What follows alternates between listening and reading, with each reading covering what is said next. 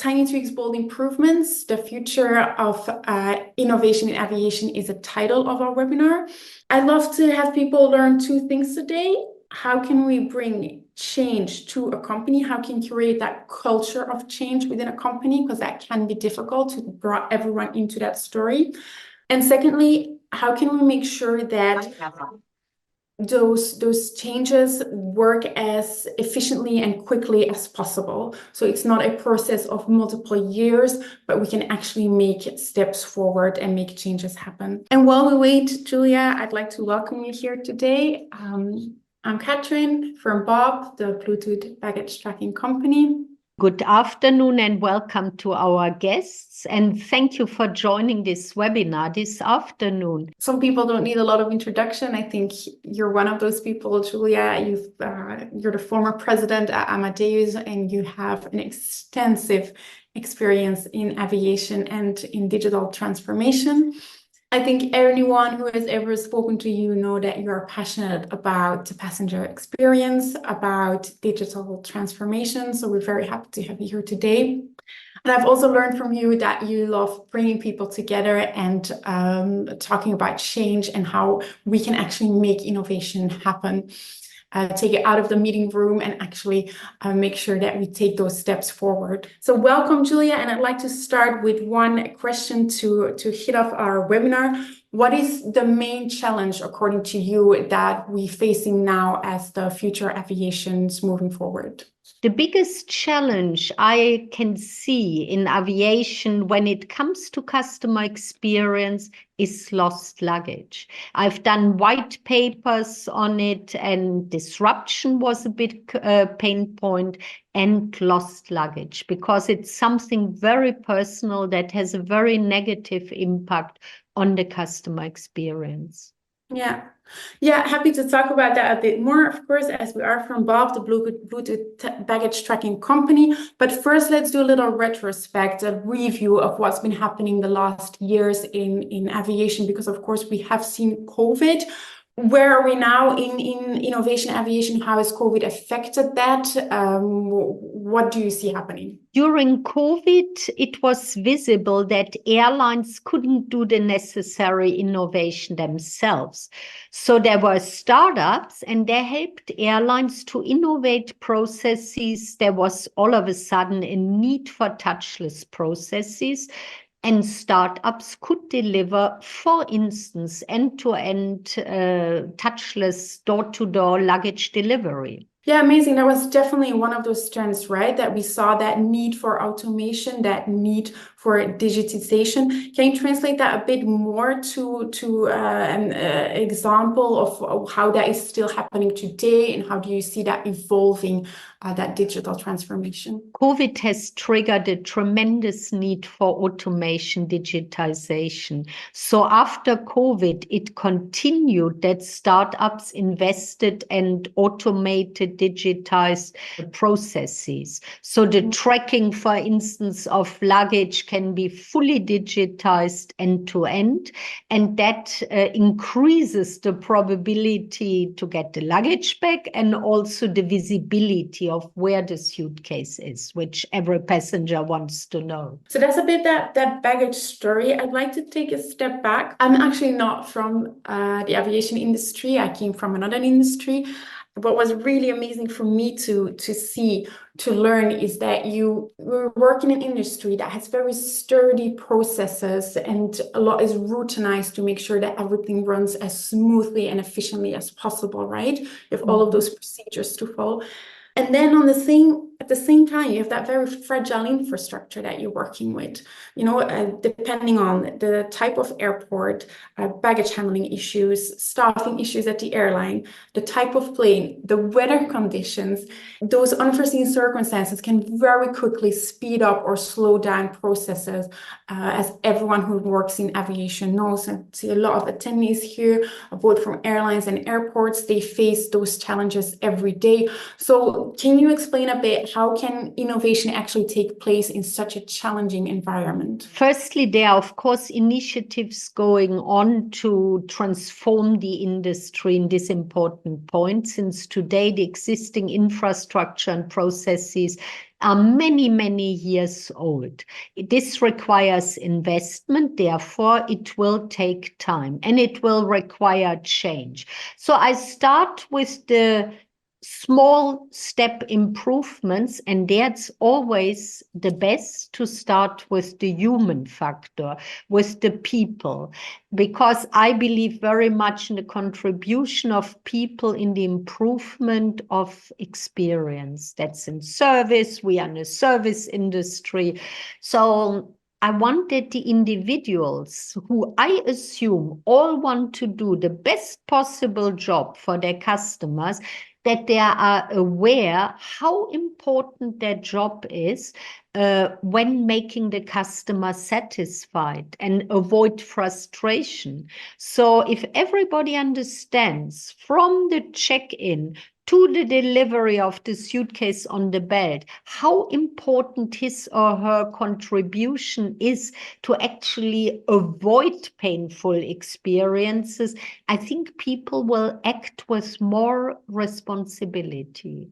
Yeah, that's definitely how I've gotten to know you as well, Julia, someone who's very involved with the human factor of change and accountability, something I definitely want to talk a bit more about as well. But first, your own baggage story, as we are talking about the human factor, maybe you've got your own experiences to share, because I know that everyone has a baggage story to share. This is the sad side, no? That everybody who flies a certain frequency has baggage stories. So I have been sitting in meetings with top management people in old jeans and old T-shirts, visiting friends of family whom I see very rarely, having special presents in my suitcase. And when I arrive, no suitcase, the luggage doesn't come back in the short period of my stay, is delivered back home. So the family or friends have to wait another 10 years until they will get their present. This is so embarrassing, so frustrating, so disappointing that I could cry. Yeah, I was trembling at the belt, and wow, the suitcase. And sometimes for minor reasons, it fell off the baggage trailer, whatever. Yeah, but sorry, Yeah. I want my suitcase. Of course, no, absolutely. We do Tuesday Tales and Friday Fails here at the company at Bob on our LinkedIn page, where we just tell a bit about baggage handling gone wrong or right. And it's such an infinite resource of stories, and so emotionally charged as well. As you said, it's really, you can't take that personal factor out of it. People really, they pack their bag with a lot of care. They really think about what they want to take with them, what might be important on their trip. And yes, if they lose it, then there's always a very heartfelt story there. And I love your story about having to attend meetings in leisure wear and jeans. Oh, yeah, embarrassing. Not ideal. But yeah, just to talk, so we've been talking about that passenger experience a lot. I see that we also have other profiles here. So revenue managers, COOs, director of sales, and salary managers. So you've got that passenger experience on the one hand, but how can you make sure that you also boost your operational efficiency, that you boost your revenue income while you're working on that passenger? Where do those worlds meet? They meet very obviously on a broad extent, because customer experience and satisfaction has a direct impact on revenue. My readiness to buy more from an airline, to book again with that airline, or go to that specific airport, suffers or is impacted if I have a negative experience. I know it's not the airline's fault and nobody's specific fault, but that personal frustration you carry in you emotionally. So there is a revenue impact. Yeah, it's actually true. Because I have to say, from own experience, a canceled flight or a delayed flight once you arrive, you sort of forget about that, but a baggage story is something Yeah. you carry with you, and you remember which airline it was, isn't it? Yeah. It damages the whole experience because you are with your friends and don't have a present. You feel Yeah. so poor. We say here, okay, we say the baggage experience is very important. You have to make sure that your passengers leave happy, because then they become recurring customers, a source of income. How do you make sure that everyone in your company, airlines are huge companies, that everyone in the company is involved in that story and that they all want to do what's best for the passengers? So I'm talking ground handlers, airport staff, booking agents. How do you draw them into that culture of change? How do you make them feel that they're part of that story? Technology is never the 100% solution. The best technology won't lead to improvement if not humans apply it and take accountability for the success of the whole purpose. So I think it's important, firstly, to clear up people's mind about their incredible importance in the whole process, and explaining them what it means to people if their suitcase is lost. I always assume people are good, they want to deliver a great job, so they will listen. And then objectives are another way to support a reward system that rewards the right behaviors. Yeah, a bit of internal and external motivation. Yes. Internally wanting the best for your passengers, externally incentivizing. I think we've also seen during COVID, to bring it back to the start of the conversation, how important it was to have experienced staff who are involved and who want the best for the airline, for the passengers, and so on. So very true. Just to talk a little bit more about your passengers, we say, okay, they want a good baggage experience. How can you actually figure out what your passengers want or expect from you on a daily basis? There's so many airlines out there. There's a lot of competition. Passengers might be confusing on what passengers actually want, what they're actually looking for. How do you, in your experience at Amadeus, in your experience in building passenger experience, how do you guys find out what the needs and the wants of passengers are? We have done a lot of white papers in Amadeus, and always disruption and luggage came out as the leading pain points. And airlines ask me after every trip about my experience, what I liked, what I didn't like. So there's plenty of opportunity to get feedback from the customer. Yeah. I mean, none of us has forgotten the summer 22, yeah? I had desperate customers with lost luggage who sent me emails asking my help to talk to airlines to find their luggage. So you can imagine how stressful the whole experience was for the airlines, for the baggage handlers, but also for the passenger. Just want to take this chance as well to ask any attendees, if you've got any questions, any comments, just leave them in the chat box. I'm trying to look at them now and then as we speak, and we can follow up them now during the meeting or send you a message afterwards.